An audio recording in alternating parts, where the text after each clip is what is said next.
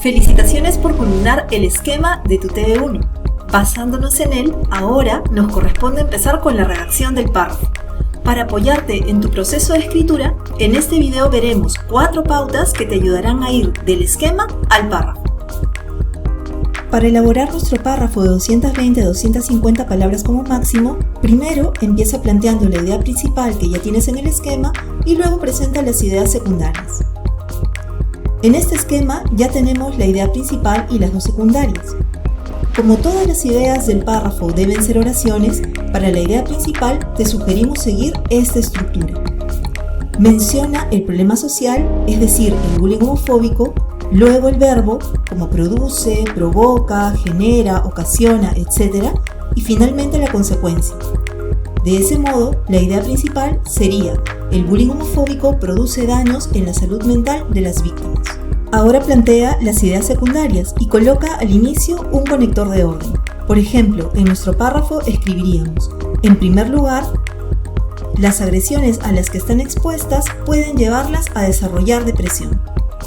Y después, en segundo lugar, el acoso hacia los escolares LGBTI les genera sentimientos de homofobia interiorizada. Otros conectores que puedes usar para iniciar las secundarias son por un lado, por otro lado, primero, segundo, etc. El uso de estas palabras permite que el lector comprenda de forma explícita el orden que siguen nuestras ideas. Segundo, explica la idea secundaria 1 con las ideas terciarias del esquema. En este caso, las terciarias ayudan a relacionar de qué forma el problema del bullying genera la depresión. Para eso se han empleado 3 ideas. En la primera, se menciona que la depresión inicia con la exclusión de las actividades. Así, el redactor ha escrito: dicha situación es ocasionada por la exclusión de las actividades de socialización. Los acosados son marginados por sus compañeros de las prácticas deportivas o los trabajos académicos. Luego se planteará a qué lleva esa exclusión de la siguiente manera: este rechazo constante ocasiona la pérdida del sentido de pertenencia a un grupo, que es el sentimiento de identidad que el escolar genera con su comunidad educativa. Observe que aquí el redactor ha considerado necesario definir lo que se entiende por sentido de pertenencia a un grupo. Finalmente, en la última idea se explica cómo esto último influye en la depresión. Así se ha planteado lo siguiente: como consecuencia, las víctimas desarrollan signos de depresión, como desesperanza, soledad, dificultades para conciliar el sueño, ansiedad y ausencia de apetito. Tercero, explica la idea secundaria 2 con las ideas terciarias del esquema. En este caso, las terciarias ayudan a comprender de qué forma el problema genera la homofobia interiorizada. Para eso se han empleado 3 ideas. En la primera, el redactor ha definido el término homofobia interiorizada y ha escrito: esta se define como la percepción negativa y el rechazo hacia la propia identidad u orientación sexual. Luego, en la siguiente idea, ha mencionado cómo se inicia esta homofobia interiorizada y ha escrito: tal percepción se origina porque las víctimas de bullying homofóbico interiorizan los comentarios malintencionados o las burlas de modo que los asumen como ciertos. Y por último, ha continuado explicando así: como resultado, los escolares LGBTI se enfrentan constantemente a la autodescalificación y a pensamientos recurrentes de odio hacia sí mismos. Cuarto y último, incluye las referencias dentro del párrafo y al final del mismo.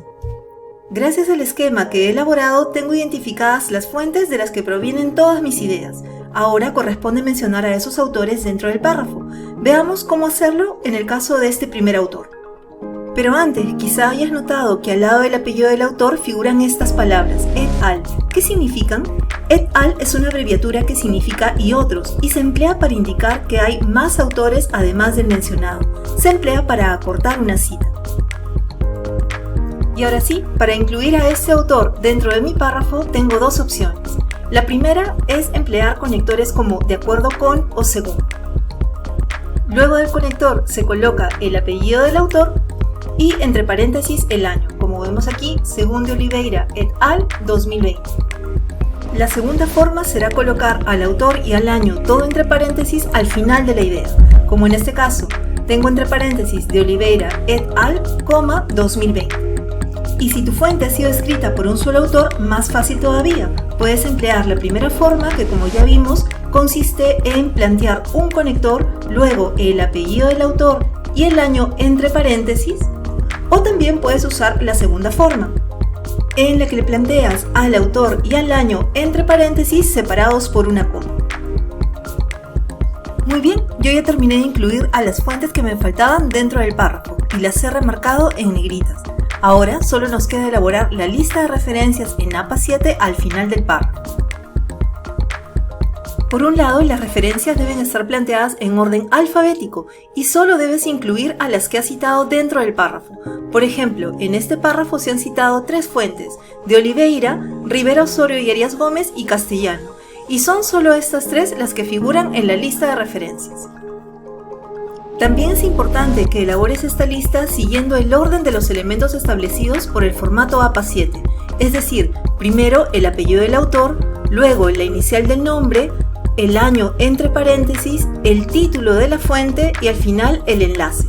Hay otras especificaciones más dependiendo de si tu fuente es una tesis, un artículo científico o una noticia periodística.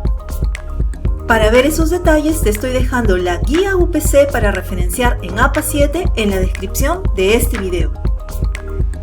Esperamos que las pautas presentadas en este video hayan sido de mucha utilidad y que te vaya excelente en tu TV1.